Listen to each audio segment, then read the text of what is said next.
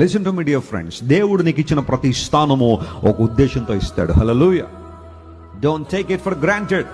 దేవుడు నీకు ఇచ్చిన చదువు, దేవుడు నీకు ఇచ్చిన స్థానము, దేవుడు నీకు ఇచ్చిన cadre, status, what ever it is, God has given you with a purpose.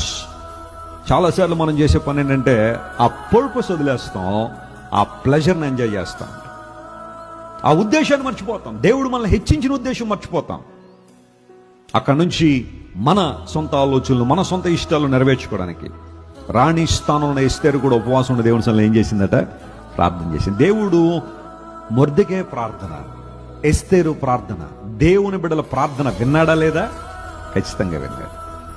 ఏ ఉరికంబం అయితే దేవుని ప్రజలను చంపడానికి సిద్ధపరచబడిందో అదే ఉరికంబం మీద ఒకరోజున ఎవరెక్కేశారు?